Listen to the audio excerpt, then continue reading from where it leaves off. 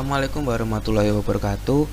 Perkenalkan, nama saya Willy. Saya dari Prodi Teknik Industri di Universitas Kediri dengan nomor induk mahasiswa 202205020078.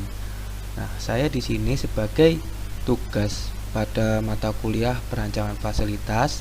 Saya akan menjelaskan tentang bagaimana sih cara analisis kebutuhan lantai pabrik pada produk di praktikum terintegrasi 2. Pada praktikum terintegrasi 2 kita menganalisa pembuatan produk, yaitu berupa gantungan baju estetik. Nah, sehingga dalam analisa ini itu bagaimana sih jika produk ini akan kita produksi dalam skala besar, sehingga kita membutuhkan sebuah perusahaan atau pabrik. Nah, dengan menggunakan estimasi ini kita bisa memperkirakan seberapa besar atau seberapa luas pabrik lahan yang dibutuhkan untuk membangun pabrik produk ini dalam skala besar. Nah, itu dimulai dari kebutuhan dalam penerimaan bahan baku, dalam kebutuhan waktu proses produksi, hingga waktu penyimpanan produk jadinya. Nah, untuk mendapatkan estimasi kebutuhan luas keseluruhan untuk pabrik jemuran baju estetik ini. Nah, yang pertama saya akan menjelaskan tentang sumber data yang dibutuhkan untuk menganalisa luas lantai pabrik. Nah, yang pertama itu kita perlu untuk menyiapkan OPC atau Operation Process Chart. Nah, di sini kita menjabarkan setiap proses yang dikerjakan dari bahan baku hingga bisa menjadi bahan jadi. Nah, di sini tertera semuanya proses-proses yang dilalui setiap bahan baku hingga menjadi bahan jadi itu melewati beberapa proses, dan kita beri keterangan di setiap prosesnya. Lalu yang selanjutnya ada untuk routing sheet. Nah, untuk routing sheet sendiri datanya ini diambil dari lanjutannya pada data OPC. Nah, kalau di OPC kita menentukan operasi atau jenis kegiatan yang dilakukan. Nah, pada routing sheet ini kita menentukan alat apa aja sih atau mesin apa saja yang digunakan dalam setiap operasi produksi produk tersebut. Nah, di sini didapatkan ada 17 kegiatan atau 17 operasi. Nah, jadi kita menentukan setiap 17 operasi ini menentukan mesin apa saja dan ada berapa jumlahnya, begitu. Nah, dan selanjutnya kita masuk ke tabel dimensi. Nah, pada tabel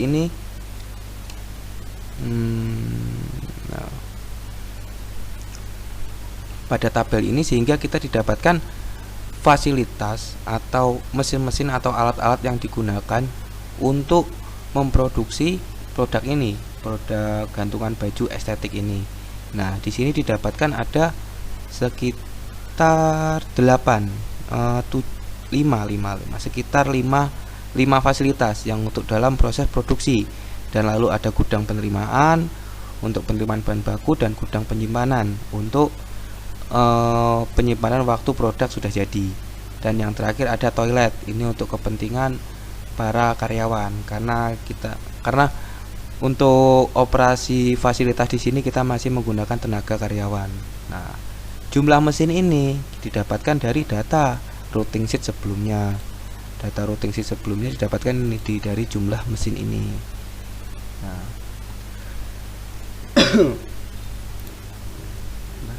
lalu untuk dimensi meter ini, panjang dan lebar ini didapatkan dari informasi dari internet tentang berapa sih perkiraan ukuran dari setiap alat ini.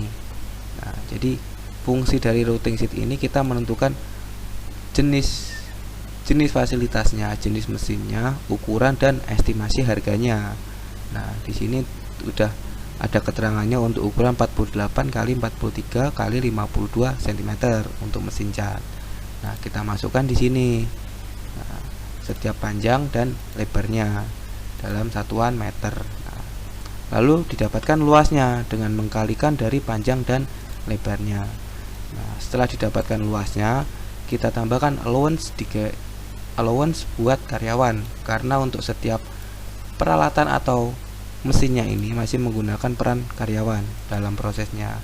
Nah, dan juga tentang allowance material. Nah, untuk allowance materialnya sendiri kita gunakan 1,44 meter persegi. Nah, karena setiap alat dan mesin ini masih berkaitan erat sama material-materialnya itu. Nah, untuk toilet sendiri, karena di sini nggak ada hubungan dengan material, maka kita nggak perlu memberikan untuk allowance material, hanya allowance karyawan sekitar 1 meter. Nah, sehingga kita tambahkan semuanya dari luas pada fasilitas dengan allowance karyawan dengan allowance material, sehingga didapatkan total luas subtotal meter persegi. Nah, ini dan ini luas dalam meter persegi yang dibutuhkan. Nah, sehingga total luas meter persegi yang dibutuhkan adalah sekitar 256 meter persegi. Jadi perkiraan atau estimasi jika kita ingin membuat suatu pabrik untuk produksi produk ini, itu dibutuhkan lahan sekitar 256 meter persegi. Nah, setelah didapatkan dari 256 meter persegi ini, kita perlu membuat denah. Bagaimana sih kira-kira seandainya kita sudah ada lahan seluas ini? Nah, itu bagaimana sih cara kita membuat denah yang sesuai untuk perusahaan ini atau pabrik ini? Nah, ini bisa dengan kita otomatis perlu membuat denah dari setiap bagiannya, setiap bagian atau sub total yang sudah ditentukan ini. Nah, untuk luas sub total ini kan dalam satuan meter persegi 6,333. Nah, pada denah yang ini setiap satu kotak mewakili 1 meter persegi, sehingga skalanya berarti 1:100 cm, karena setiap satu kotak ini berukuran 1 cm. Nah, sehingga kita beri keterangan dari setiap warnanya untuk membedakan di setiap sub fasilitasnya, itu seperti A untuk meteran, B mesin pemotong, C mesin las, D mesin cat, dan seterusnya. Mungkin saya akan menjelaskan sedikit tentang denah yang saya buat. Nah, saya berasumsikan untuk bagian atas ini adalah bagian depan dan bagian bawah adalah belakang. Kiri tetap kiri dan kanan. Nah, untuk pertama itu ada gudang penerimaan. Nah, alasan kenapa kok gudang penerimaan saya taruh di depan, ya karena gudang penerimaan ini adalah sub pertama yang dilewati oleh bahan baku. Jadi seluruh bahan baku itu disimpan di gudang penerimaan sehingga ditaruh ke depan. Nah, lalu yang selanjutnya itu ada meteran. Nah, untuk meteran ini juga aslinya sebagai ruang inspeksi, lebih ke ruang pengukuran. Jadi untuk bahan baku seperti besi hulu dan lain-lain itu yang ingin dikerjakan itu akan dibawa ke ruangan A sebagai pengukuran. Itu nanti diukur sesuai sama ukuran-ukuran pada produknya. Lalu setelah diukur dibawa ke ruangan B sebagai mesin pemotong. Nah, kenapa alasan saya taruh ini berdekatan, ya karena prosesnya beralur, setelah dari A langsung lanjut ke B dan selanjutnya juga ke C mesin las. Jadi setelah bahan baku sudah dipotong itu bisa langsung ke mesin las. Nah, setelah di mesin las maka ada proses pengecatan.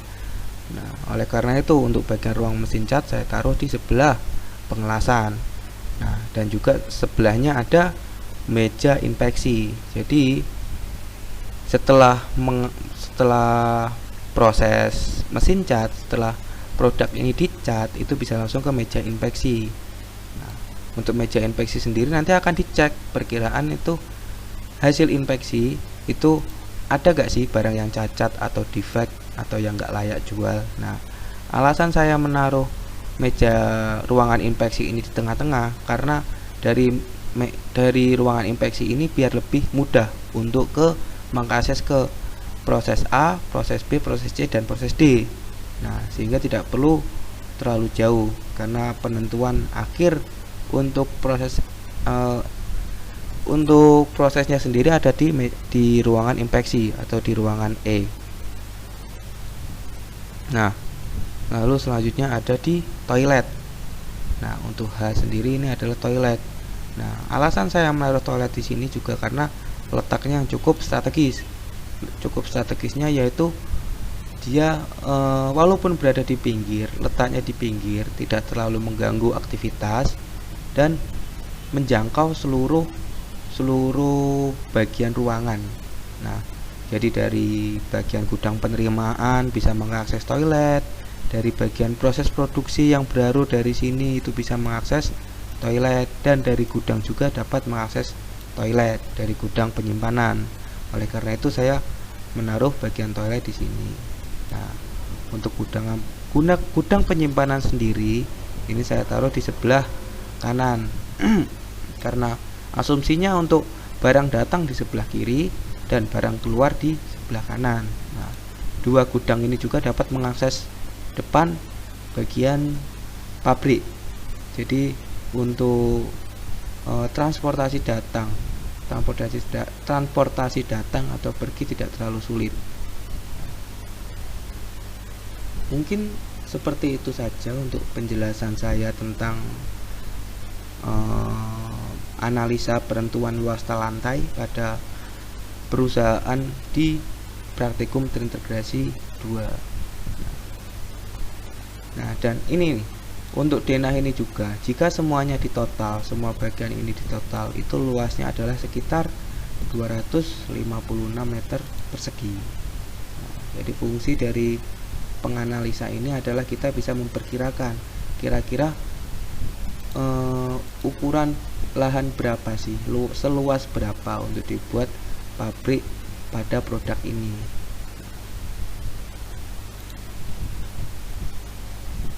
Mungkin itu saja yang dapat saya presentasikan. Kurang lebihnya saya mohon maaf.